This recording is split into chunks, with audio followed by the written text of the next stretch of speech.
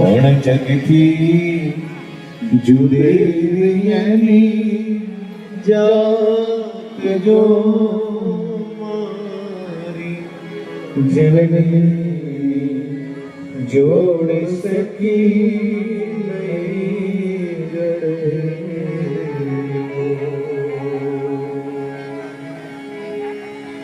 ગંગા નીર તો વધે ઘટે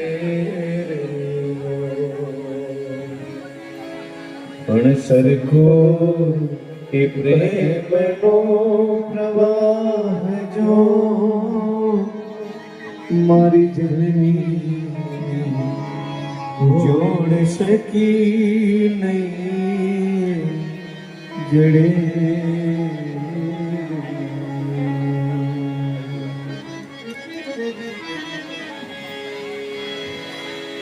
વર્ષે ઘડી કવ્યોમ વાદળી રેલો પણ માડીનો મેઘ બાર માસ જો જનની જોડ શકી નહીં જડે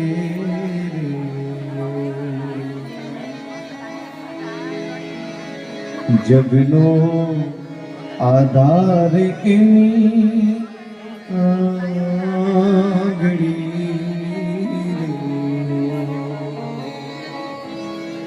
પણ કાળજામાં કેક ભર્યા કોડ રે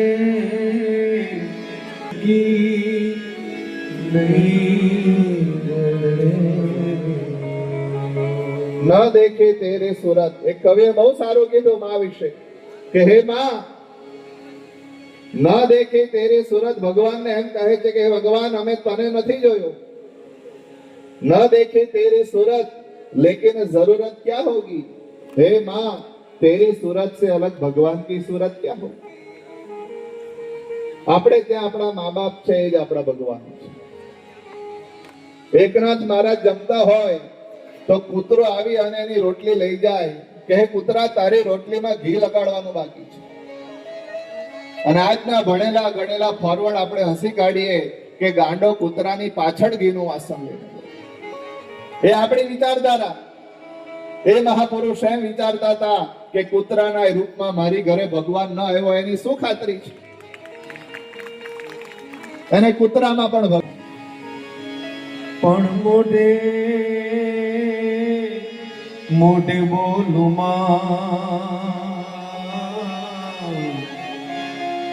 એ ત્યાં તો આજે મને નાનપણ આંગળે પણ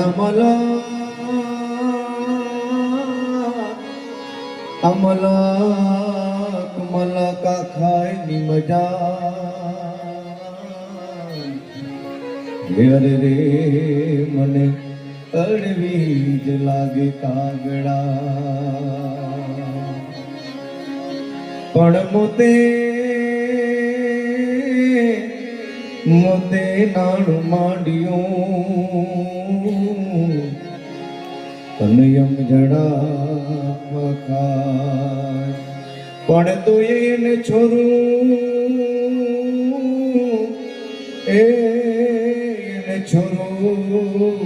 છોરું ની ચિંતા થાય. અરે રે એને કેમ વિહરીએ મોઢેથી બોલું માં, અને પછી મને હાચે બાળપણ સાંભળે. પછી મોટપની બધી મજા મને કડવી લાગે. માં એ માં ગુજરાતીમાં બહુ સારી કહેવાય. માં એ માં અને બીજા બધા વગડાના. ખાલી 2-5 મિનિટ તમારા મમ્મી પપ્પા સાથે સારી સારી વાત કરો ને તો પણ એમને બહુ સારું લાગશે મિત્રો. કદાચ એમની ઉંમર વધી ગઈ હોય, કંઈ કાર્ય ન કરી શકે એવી એમની અવસ્થા હોય, તો રોજ અડધો કલાક એમની સાથે બેસીને ગામડાની વાતો કરે. બહુ આશીર્વાદ મળશે. તો આજે નંદી પોતાના પિતાની સ્થિતિ જોઈ અને દુઃખ અનુભવે છે કે હવે તો કેમે કરી અને ભગવાન શિવને પ્રસન્ન કર્યો. પોતાના પિતાને કહે કે હે પિતાજી, ચિંતા ન કરો, હજી મારી પાસે 1 વર્ષનો સમય છે. અને નંદી ત્યારથી જ ભગવાન શિવની સ્તુતિ કરે, શિવનું તપ કરે, શિવને વંદન કરે અને ખૂબ કઠિન તપ કરી અને નંદી અહીંયા ભગવાન શિવને પ્રસન્ન કરે છે, શિવને રાજી કરે છે. ભગવાન શિવ કહે, માંગો નંદી, શું જોઈએ? ક્યારના તમે તપ કરો છો? અને એ સમયે નંદી કહે છે કે હે ભગવાન, મારે મારા પિતાજીના ચહેરા પર ખુશી જોવી છે. એનું દુઃખ મારાથી જોવાતું નથી. એમનો મુરઝાયેલો ચહેરો હું જોઈ નથી શકતો. અને ભગવાન શિવે નંદીને કીધું છે કે હે નંદી, મારા જેવું જ સ્થાન આજથી તારું રહેશે અને લોકો મારા દર્શન તો પછી કરશે. હું તને વરદાન આપું છું કે પહેલા લોકોએ તારા દર્શન કરવા પડશે. મારા જેટલું જ તારું સ્થાન છે, મારા જેટલું જ તારું મહત્વ છે. એટલે કદાચ મિત્રો મંદિરે જાઓ અને કદાચ એમ તો શિવ મંદિરને બારણા ન જ હોય, છતાં પણ કદાચ બારણા હોય અને મંદિર બંધ હોય તો નંદીના દર્શન કરીને આવી રહો, નંદીને સ્પર્શ કરીને આવી રહો ને, તો પણ શિવના દર્શન થઈ ગયા માનજો. કારણ કે નંદીએ આજે મૃત્યુંજયને જીતી લીધા છે. મૃત્યુને જીતવા વાળા તો ઘણા છે, પણ નંદી આજે મૃત્યુંજયને જીતી લીધા છે. બાકી તો ઘણા દાખલા એવા છે કે જેણે મૃત્યુ પર વિજય મેળવી લીધો. આપણે અમરેલીના સંત મૂળદાસનું મૃત્યુ થયું અને જ્યારે એની અંતિમ યાત્રા ચાલતી હતી, ઠાઠડીમાં મૂળદાસ સૂતા છે, મૃત અવસ્થામાં છે અને એની અંતિમ યાત્રા નીકળી અને એ જ દિવસે એક દીકરી સાસરે જતી અને દીકરીથી બોલાઈ ગયું કે આને પણ આજે જ મરવું હતું, હું સાસરે જાઉં છું. અને એ સમયે મૂળદાસ ઠાઠડીમાંથી ઉભા થયા છે. મૂળદાસે એમ કીધું કે જીવતા જીવ કોઈને નથી નડ્યો, મરતા મરતા તને શું કામ નડું? મરવાનું આપણે કાલે રાખશું. એ સંતની તાકાત. મૃત્યુ પર વિજય મેળવે, પણ નંદીએ તો મૃત્યુંજય પર વિજય મેળવી લીધો.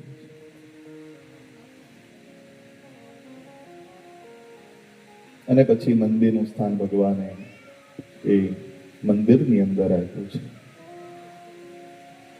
તો આવી દિવ્ય કથાઓ શિવ પુરાણની અંદર વર્ણવવામાં આવી છે. ત્યારબાદ ભગવાને જે બધા અલગ અલગ અવતારો લીધા, દુર્વાસાનો અવતાર થયો, હનુમાનજીનો અવતાર થયો.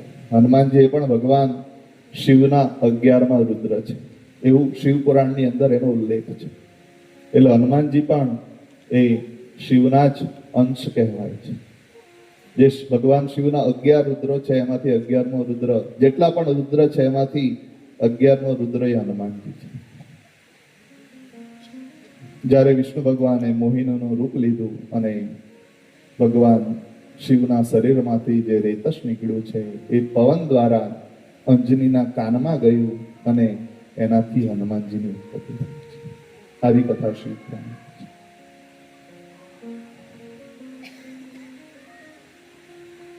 અને ત્યારબાદ દિવ્ય અને સુંદર 12 જ્યોતિર્લિંગની કથાઓ આવે છે. પણ એ કથા કરીએ તે પહેલા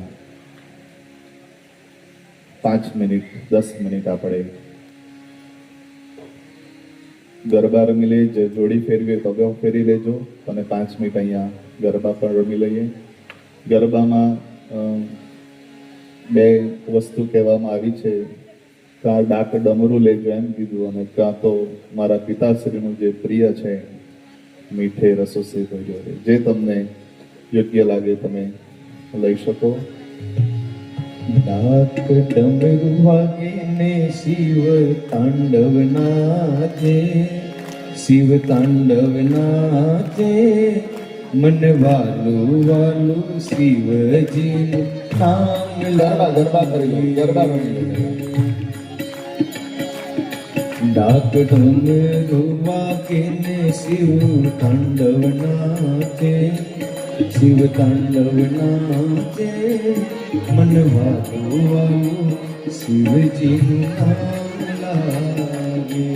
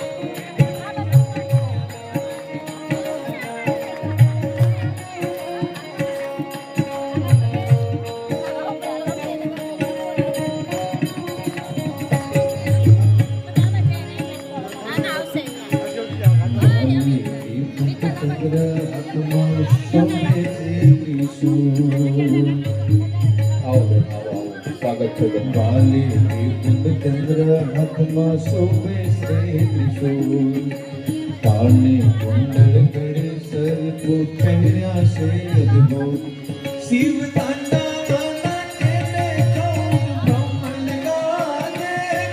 ચૌદ બ્રહ્માંડ ગાને, વનવાલું વાલો શિવેજીનું નામ લાગે.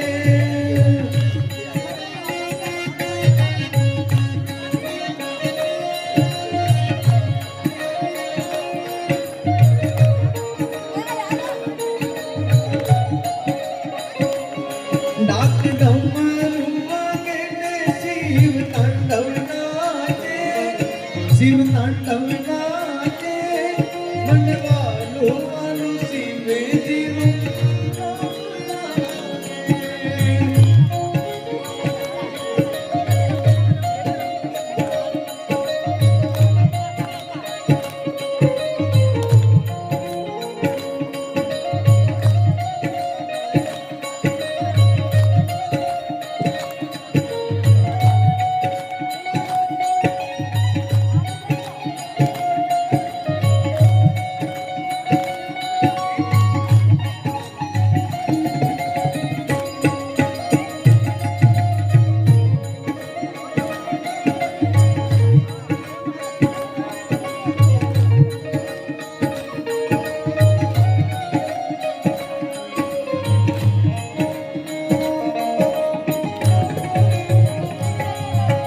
ગણેશ કાર્તિક જોવા આવ્યા સાથે પાર્વતી માતા, ગણેશ કાર્તિક જોવા આવ્યા સાથે પાર્વતી માતા. ગણેશ કાર્તિક જોવા આવ્યા સાથે પાર્વતી માતા, ગણેશ કાર્તિક જોવા આવ્યા સાથે પાર્વતી માતા.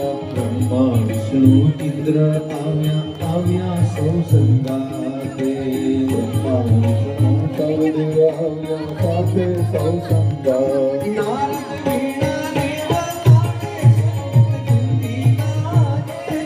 સંગીત ગુંજી ગાને, મન વાલું વાલું શિવજીનું નામ લાગે. ડાક ડમરુ વાગે ને શિવ તાંડવ નાચે, તાંડવ નાચે, મન વાલું વાલું શિવજીનું નામ લાગે. હરિ બોલ, શ્રી રાધે, જય બોલે, બમ બમ બોલે, હર હર બોલે.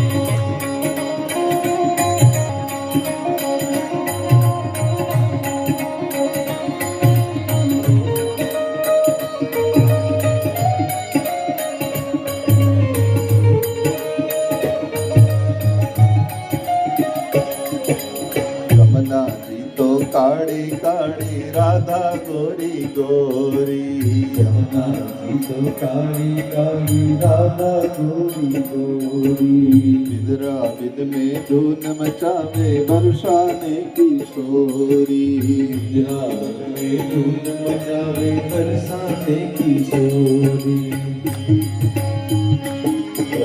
धाम राधा जुगी गुण धामी लागे गुण धामी लागे गुण कारू कारू यमुना जी नो पानी लागे राधी नाम राधा चुकी गुण धामी लागे गुण धामी लागे मन प्यारो प्यारो यमुना जीवो पानी लागे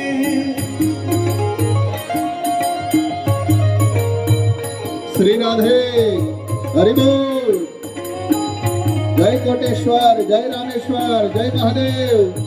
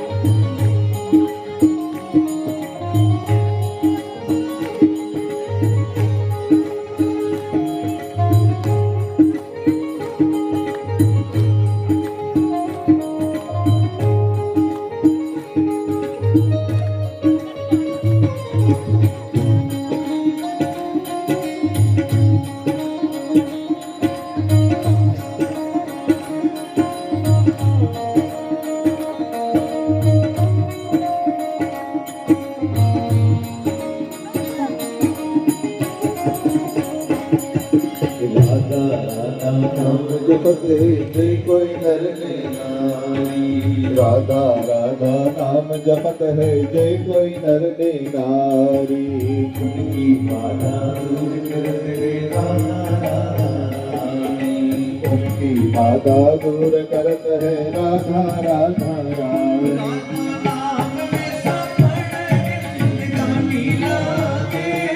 जिंदगानी लागे मन प्यारो प्यारो यमुना जी को पानी लागे मीठे रस से भरो रे राधा रानी लागे महारानी लागे मन प्यारू प्यारू यमुना जी नो पानी लागे વાંજિયાનું મેળો તાણી રંગવાના છે કુમાર દેવન ઘોડાનો બંધનાર દે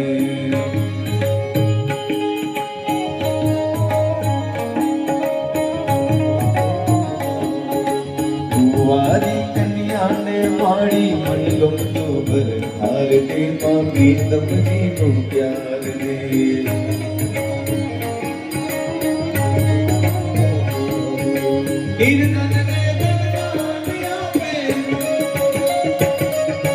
राखी मारी सोनिया